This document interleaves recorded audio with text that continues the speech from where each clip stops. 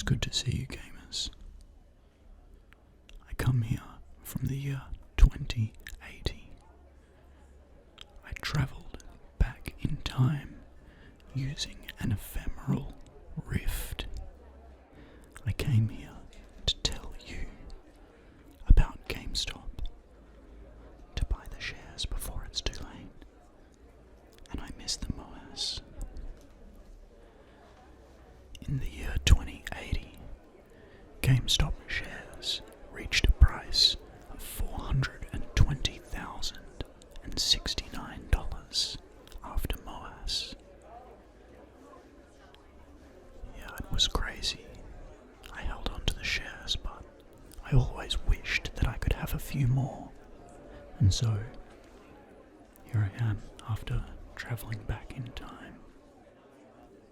GameStop is the second biggest company in the world, after Apple, with a market cap of $6 trillion.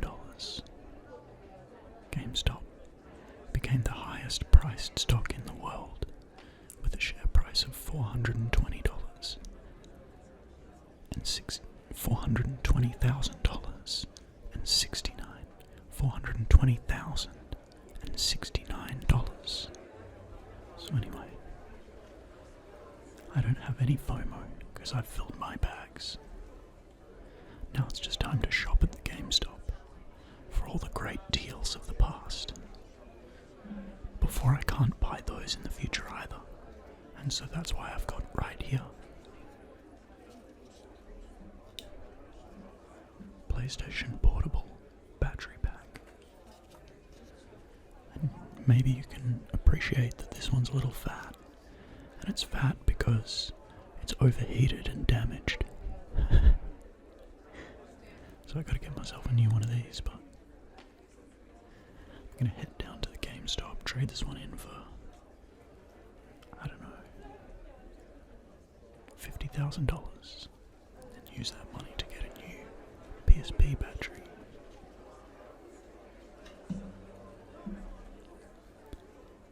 Game Boy Advance SP.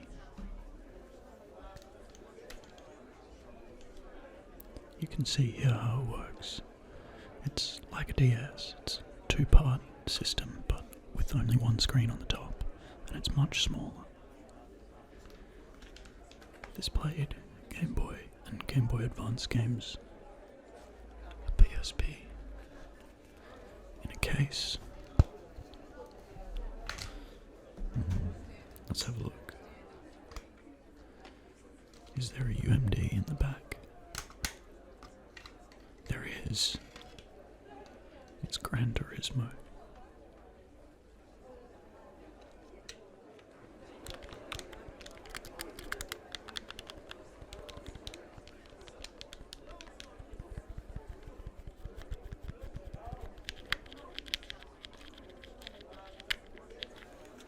This analog joystick that they had on the thing was nice.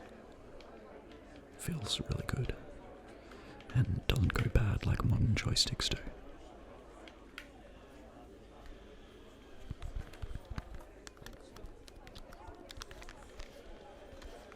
Yeah, damn, this thing's fun.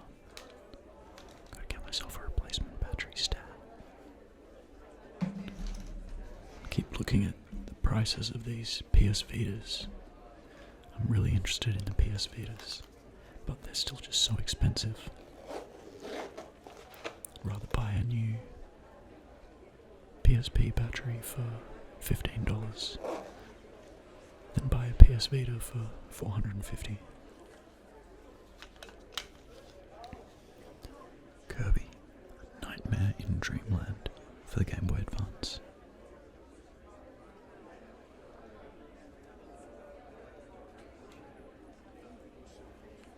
That game's a lot of fun. Rayman 3 for the Game Boy Advance. Man, this one's great too.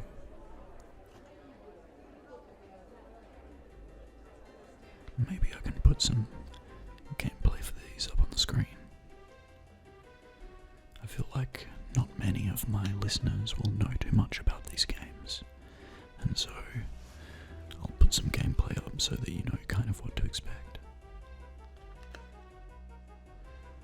It had this kind of kart minigame like the old Game Boy Advance Mario Karts, which was pretty fun. You had to try and stay out of the lava and collect the llums on your way around the track. I remember thinking these levels were kind of difficult because of the slidey, ice-like physics on this hover car thing that we were driving.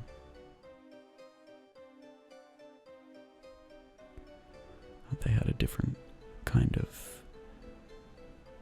There was also this swamp, kind of tethered, I guess it's like scurfing behind a boat, but it's behind this Loch Ness Monster segments.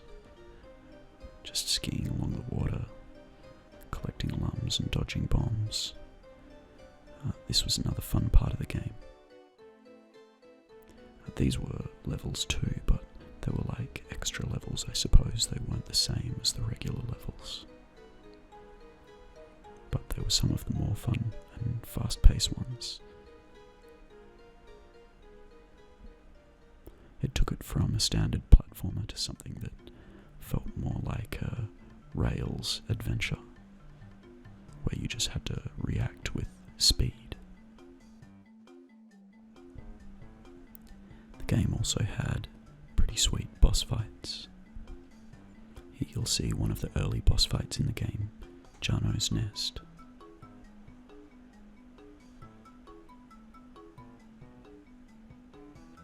He's this scary looking Mike Wazowski monster that shoots things at you, including these platforms which you can jump on in order to punch him.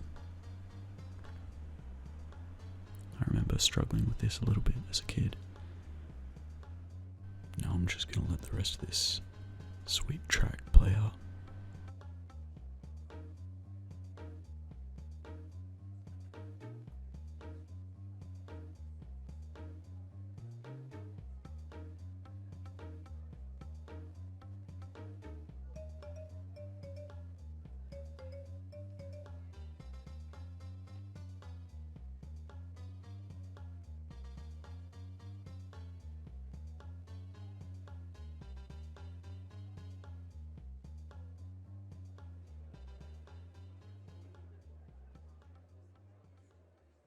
Here comes a classic, and I still play this one on emulators on my phone to this day, and it's Fire Emblem: The Sacred Stones for the Game Boy Advance. Yeah, I think the Game Boy Advance Fire Emblem games were the best ones.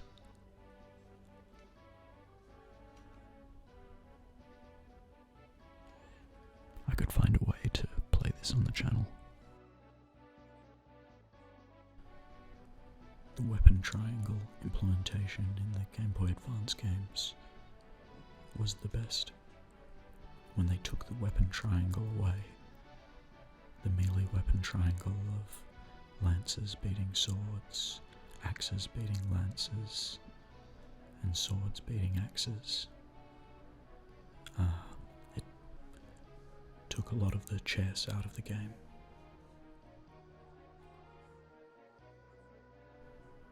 I want to play you some of the sweetest tracks from this game too. Take a listen.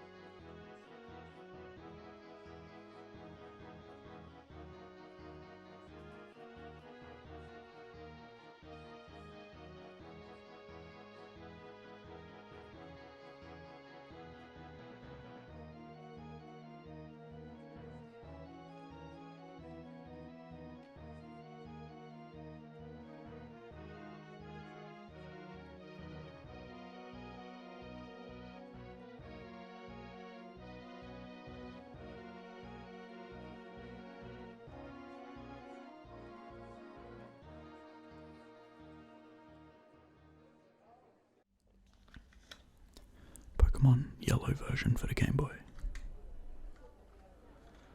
You can see it's a little scuffed, but the battery inside is still good.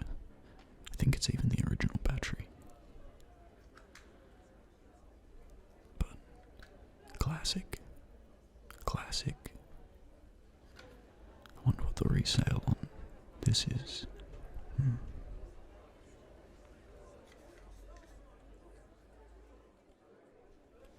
The MOAS totally happened.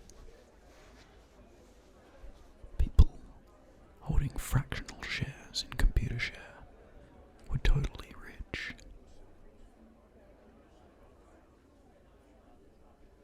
The US stock market became free and fair. And all you had to do was shop at a GameStop. Enjoy the video games and listen to the Rift Junior ASMR GameStop ASMR channel.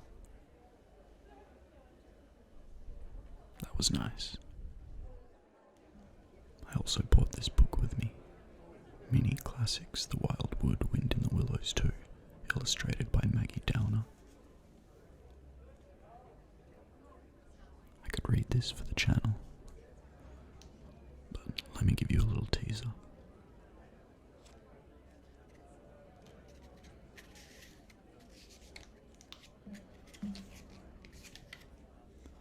The mole had long wanted to make the acquaintance of the badger.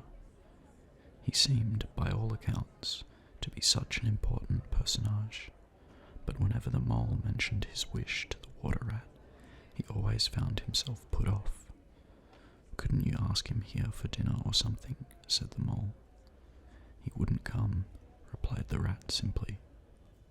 "Badger hates society, and invitations and dinner, and all that sort of thing." But anyway, I think I got enough time here. It's me, Rift Junior ASMR GameStop Time Traveller, here to tell you to buy the GameStop shares and hold them DRS. Meanwhile, just shop at a GameStop, play the video games and watch my videos. And I'll be happy to see your like and subscribe and comment below on what you want to see in the next video. It's still a small channel, so I'm definitely going to see your comment. I'll reply to your comment, and I can try and make the video that you like.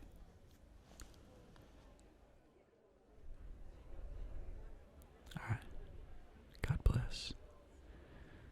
Thanks for listening to this video, fellow time travelers.